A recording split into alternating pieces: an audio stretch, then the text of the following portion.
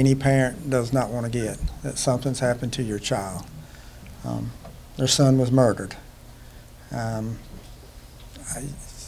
can't imagine the pain that parents feel when something like that happens.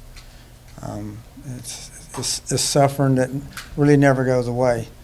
But there's ways that we can lessen that, and that's one was to arrest the person that was responsible for the murder of their son. That was Jeroid Price. The next step was him go to court, where he was convicted, and he was sentenced to prison for 35 years. That did not change the fact that their son was no longer there. Mr. Smalls will tell you that to visit their son, they have to go to the cemetery.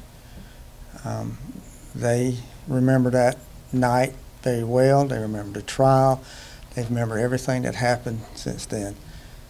And they felt like the criminal justice system had served justice until 45 days ago, when they learned that the system had failed them, and it failed them miserably.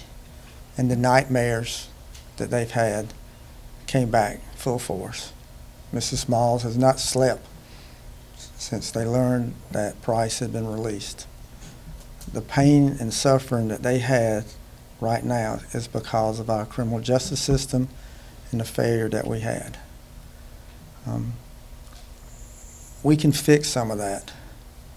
It started being fixed yesterday when our Supreme Court overruled the order that said Price was a free man. For 45 days, he has been out, enjoying life that he did not deserve to enjoy. That's not where he should have been. It's not where he should have been, but he has enjoyed that. Yesterday, the Supreme Court changed that. Yesterday, Price had the opportunity to turn himself in.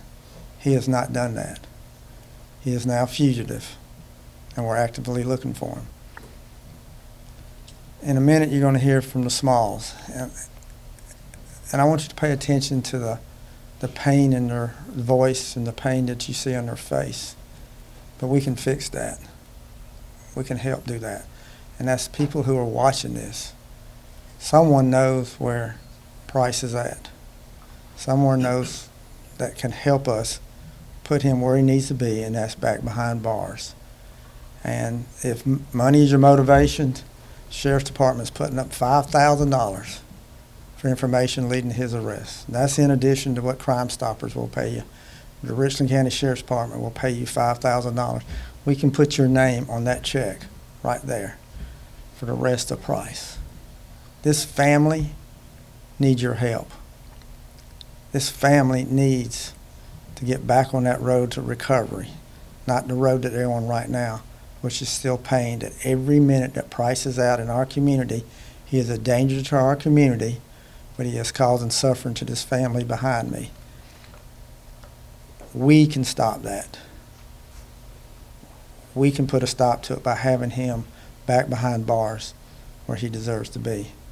So we have a very active investigation. We have multiple agencies that are coordinating this. Our fugitive team, Department of Corrections, SLED, we're all working together as one team, coordinating all of our efforts, but we are actively looking for him. But we don't need him caught 6 months from now. We need him caught now. So my prayer, my plea to someone out there, help us. Help this family behind me. Let's put Price back in jail where he needs to be so they can go back and go back home. Mrs. Smalls can have a good night's sleep, and they can go visit their son and know that justice is being served. Help us. Make that phone call. Call Crime Stoppers. Call your local agency. I don't care who you call, but get the call to us in law enforcement, so we can find Price and put him in jail. He's not going to turn himself in. We have to go catch him. And that's all of us in this community can do that. So at this time, I'll ask Mr. Smalls to come up and say a few words. Yeah, good afternoon. And here we go again, dealing with Jeroid Price. Just want to give you an pretty much how this all started. Way back December 6, 2002. And Friday afternoon, we were going car shopping our son was in college, but our daughter was in college also. And we were going to buy a car for our son. But talking to the dealer, he was going to allow us to be able to buy a car for both of them. You know, life was great at that time. I got 2 kids in college. Life is good. Life is great. So I went to bed that night, Friday night, went to bed thinking, feeling good. I'm getting ready to do something good for both of my kids. God has blessed us. They're doing good. They're both in school. And we're well enough off to be able to afford it. Going to get in a lot of debt, but we were going to handle it. So I went to bed feeling good. Friday night, 6 o'clock, Saturday morning, December 7th, we get that call like the sheriff said, nobody want to get. Just hear her voice screaming and hollering. I still see that, I still hear that. So I went from going to bed, feeling good, Saturday morning, I'm going to take care of my kids. I go from Friday, feeling good, to Saturday afternoon, about 6 or 7 o'clock in the evening, after they brought his body back to Charleston, looking up at a sign, and I still see that sign right there. That said, Feelings Home for Funerals. So I go from Friday, feeling great, life is great, to Saturday, I'm in a funeral home. And that's how it all started. December 7th, 2002. And here we are today, still dealing with this one individual, Jeroid Price. The pain doesn't go away. We get this phone call, and once again, we're doing fine. You know, we both retired, we're home taking care of business. We get a call from the gracious Department Advocate's office, from the gracious lady, and saying, I got some news for you. It's going to be hard to take. And that just turned everything all over again. Our life been turned upside down all over again. It's like a spin cycle in a washing machine. You know, you're bouncing from side to side. You know, thankfully that we got faith in God. We're faith-based people. And we got that to hold on to our faith, the strength of God to hold on to while we're spinning around. And life just hasn't been the same, man. Like I say, we get no sleep. We're consumed with this. Day in and day out. You go to bed with this, you wake up with this. It never goes away. And our son, I mean, it's just little things that you may see. Coming up here, I might hear a song on the radio that he liked. Little things like that. You know, people, you don't want to go through this. And that's why we're here. We're here standing with the sheriff department because we want to be a voice. We want people to see there's victims behind this. You know, it's just not nameless, famous people. That there are people that's hurting, and that's us, and there's many other people that's going through the same thing. You know, fortunately, this case is because our son was an athlete. This case has brought enough attention and focus on it that maybe we can get something done to help people. But you know, in reality, because my son was an athlete, don't make him no better than anybody else. He's a human being, just like everyone else, just like any other kid, any other son or daughter that's been murdered, or mother or father that have to go through this. So we standing here with the sheriff department, and we ask, please, if anybody know anything, please speak up. You don't want to go through this, and we all need to work together as a citizens. Help each other so we can be safe. You know, we have got to work together on this. If you know something, say something. Speak out. This man needs to be off the street. You know, the department down in downtown Columbia, they just made his job much harder. Much harder. Deputy chief job, much harder. Let's help them. And we stand here today because we want to thank them. Thank him and all the men and women that put their life on the line. I think they're helping us. They're working on our behalf, on this family, but they're working on everyone's behalf.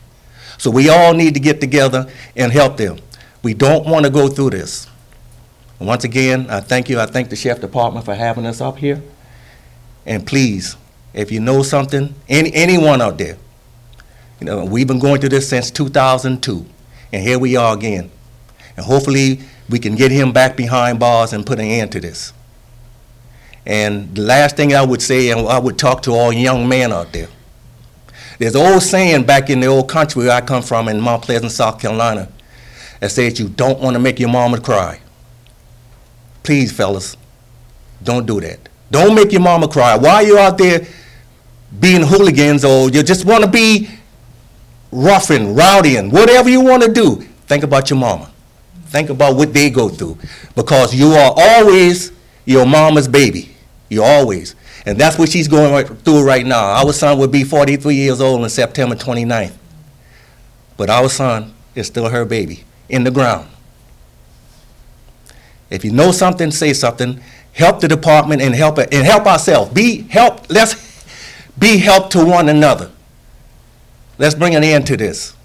Well, you may not bring an end to it, but we can stem the tide. And it could start right now. If you know where Jeroid Price is at, say something.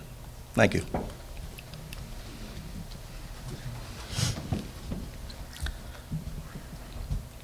I don't think I need to say anything else. Help this family. Help this family. Somebody make that phone call. If you need money, there's the money. We'll write you the check if that's what you need. But just look at these two parents back here. Look at this mother and see what she's going through. Somebody call. Let's get Pricing back where he needs to be, behind bars. Questions? The AG's office, they were concerned that he would be a flight risk once they requested the bench warrant.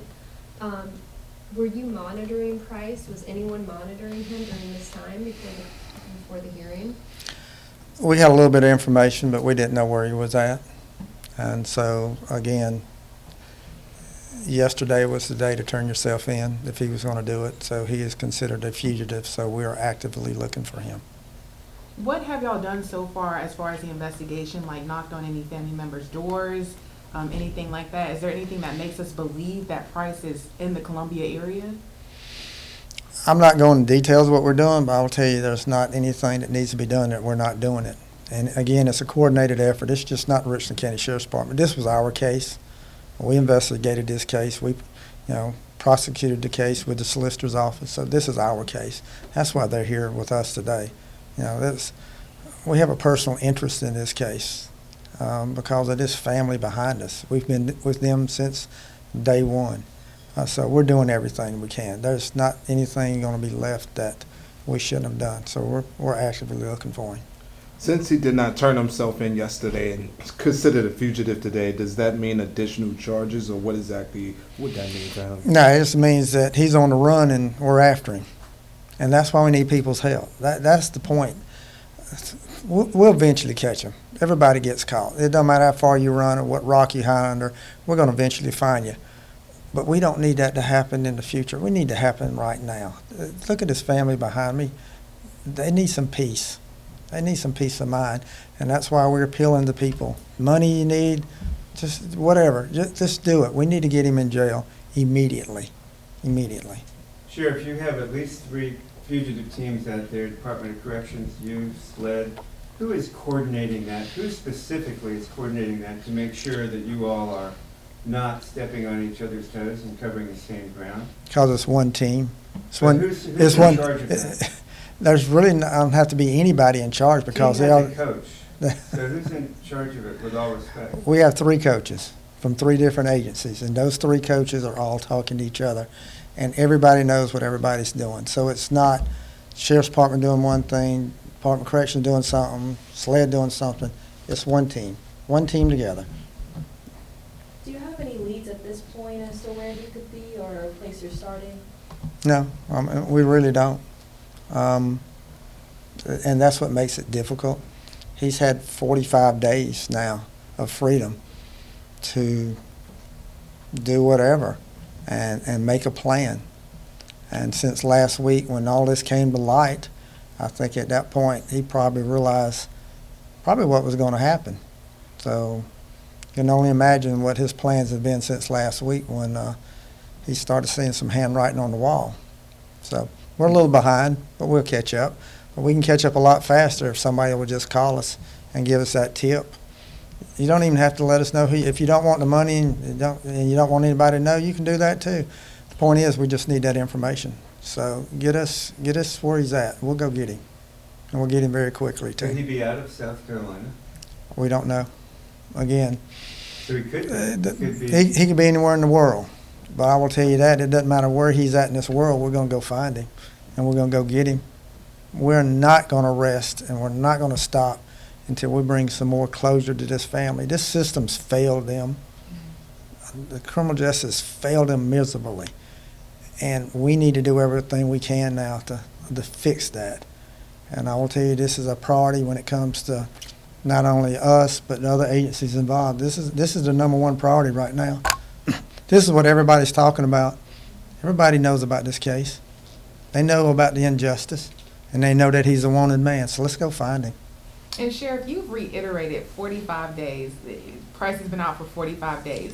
So for 45, My bad, 43 days. 43 days. So for 43 days, a convicted killer with strong ties to the blood gang has been out on the loose, on the streets. Who's to blame for that? Well, I'm not going to worry about the blame game right now on how it came about that he's out. The fact is, though, that was fixed yesterday where the Supreme Court ruled that he doesn't need to be out, and go find him. Right now, that's the priority. The blame game on how this happened and who's responsible, I think that'll handle itself. I think when you look at the testimony and facts that's been presented, those chips will fall where they may. Right now, though, the most important thing is getting him caught. There's Crime Stoppers number, you can call that, but we got his pictures up there too. So this is what he looks like. Let's get him. If someone out there does know his whereabouts and is withholding information from you guys, could they face any consequences? Yeah, if they know he's wanted fugitive and they're not, they harboring a fugitive, yeah, they're gonna get locked up too. I mean, we're not playing games. We're not playing games whatsoever with this. Look at this family behind me. That's why we're not playing games. Sheriff, as you said, it's a hot topic, and everyone has known that this could have been, this could have happened. So how is it that no one knows where he is? Well, because we only found out last week that he was out. He'd been out for a while before How we. did you find out? Somebody called and said that they'd heard that he was out, and then we checked, and yeah, he was out. And that was a shock to this family, a shock to us. Just something that nobody thought would happen, and it should not have happened. I will say that much. It should not have happened. But now we're fixing it. Do you have any idea that he could be armed and dangerous out there and a threat to other people? He's already killed a person. He's already killed their son. I think common sense tell you, yeah, he's dangerous. He's a killer. He is a killer. He is a very vicious killer. So yes, he is very dangerous. He is a threat to this community, anywhere else that he is. My greatest fear is that somebody else is going to get hurt. That somebody else may die because of what happened and that he was released. That is one of my greatest fears, is that we lose somebody else. We've already lost someone else, someone that shouldn't have been lost, and their son. He's out there. He's very capable of doing that. We know it. We've proved it, and he's been convicted of it. You have a gang intelligence unit. What do they tell you about whether the Bloods would regard him as a hot potato, or could they take him in and shuffle him on some kind of underground conveyor belt? Well, there's gangs and criminals. They'll turn on each other. Sometimes all it takes is a few dollars to turn on someone. So you think a Blood could turn him in? I don't care who it is. It could be a Blood. I don't care who it is. The fact is, let's get him and let's put him in jail. That's what we need to do. But could a Blood turn him in? They could. Anybody could turn him in. All right. Thank y'all so much.